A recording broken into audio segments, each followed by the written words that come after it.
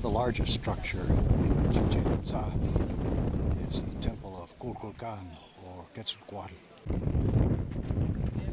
Almost directly across this wide green is the stadium and ball court.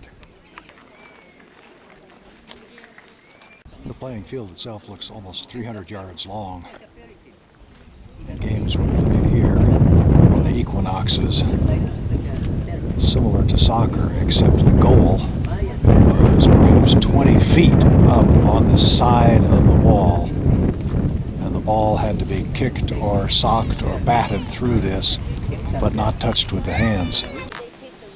The stones of this wall are all skulls. And here is a bas-relief carving of a jaguar god. The jaguar holds in his claws a human heart. And right next to him, the representation of an eagle also holds a human heart in its claws. So perhaps this small truncated platform, probably 12 to 15 feet high, was perhaps used for human sacrifice. The main temple has 9 layers with jagged edges, and on the equinox these jagged ledges make shadows on the stairs that seem to slowly move down the stairs with the rising of the sun, giving the impression that Kukulkan is climbing down off the top of the pyramid. There are lots of ruins scattered throughout the still vegetated jungle all around the main square. Many of the ruins are not restored, and many of them still overgrown with vegetation, like this one in the middle of a grove of trees. One of the more famous ruins here at Chichen Itza is Caracol, which means the conch, named that for the spiral staircase that goes up inside it.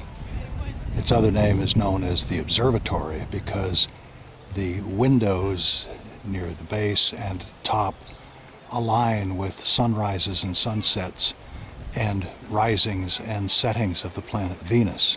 The stones of the walls are amazingly square, considering that there were no steel instruments to shape these. The round sections of the columns that originally held a roof over this part of the structure have been evened and balanced by the insertion of small stones in between the larger stones. As we walk through the woods, we keep finding more structures still hidden and overgrown by vegetation in many places. There are piles of stacked stones. This is the temple of Stolok, and it's dedicated to the water which comes from the cenote or sinkhole that is right next to it. Now filled with trees and vegetation, you can still see the surface of the water probably 60 feet below. And here is a small temple on the very edge of the sacred cenote. This is the cenote where there were many, many human sacrifices, as well as many offerings thrown in. The cenote is probably 60 feet below the surface, and skeletons and lots of offerings in the form of small statues and valuable things were found in here.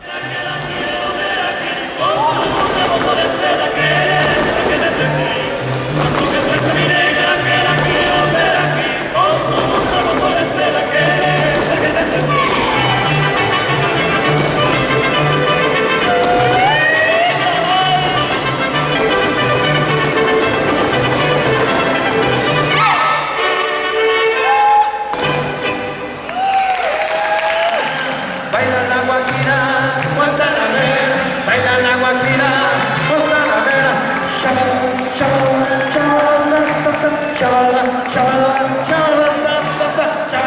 The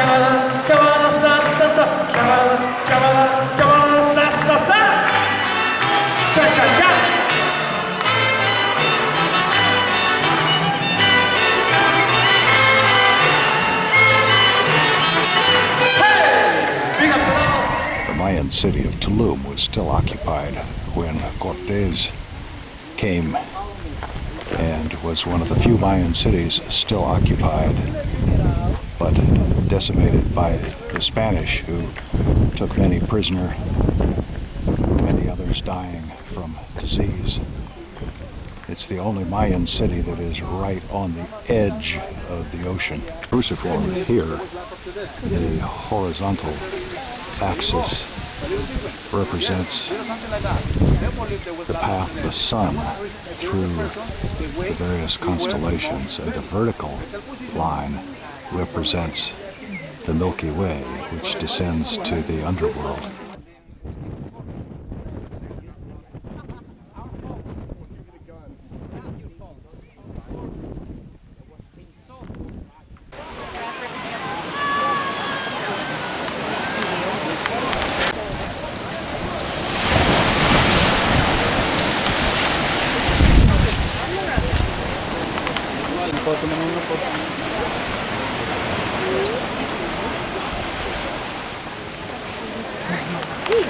The structures in Tulum seem to lack the precision construction of the buildings at Chichen Itza.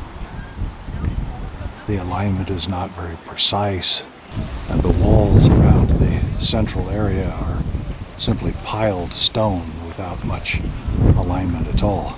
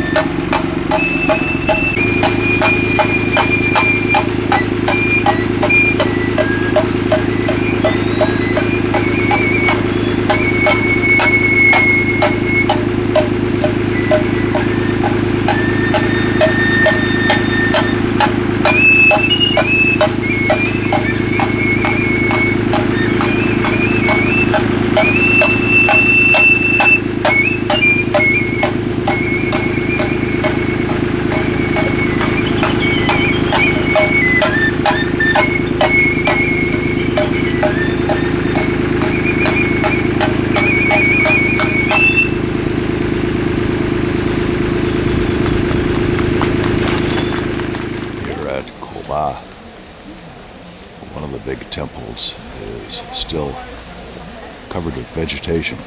Here's another one. This playing field has been cleared.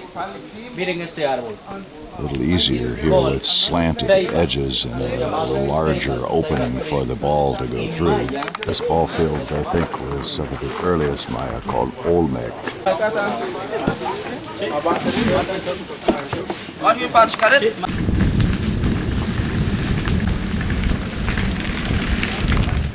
This temple is the highest pyramid in all of Yucatan. It's a long way to the top. Regarde à gauche là-bas. Sur le banc là. C'est elle? C'est bizarre. Non, elle a un sakura. Non, c'est elle, ça. The slope is probably somewhere between 60 and 70 degrees. Very, very, very, very steep. Almost a wall. Believe it or not, the steps are the gentlest slope up here. Yeah. We're all going to stand together and get a great picture. All right. Going down's easier. Look like you're not tired.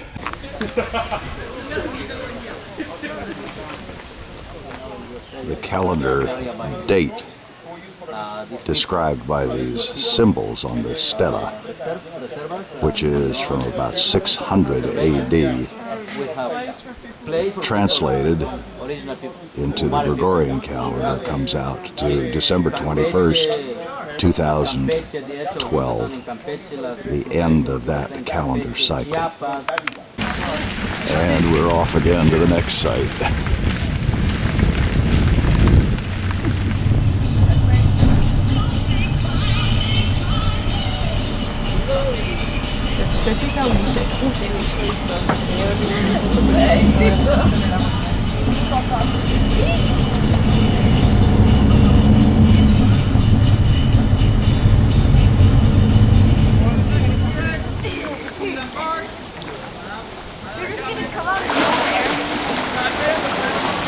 He's on two of them.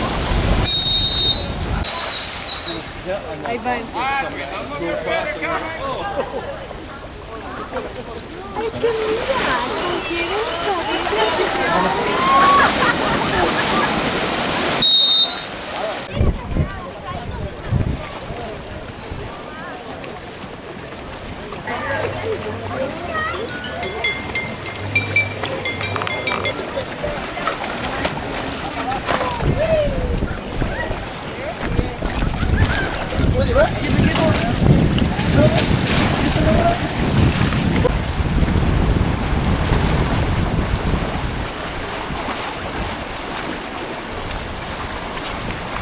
Desaparecer la molestia, le recomendamos realizar 3 ejercicios de compensación.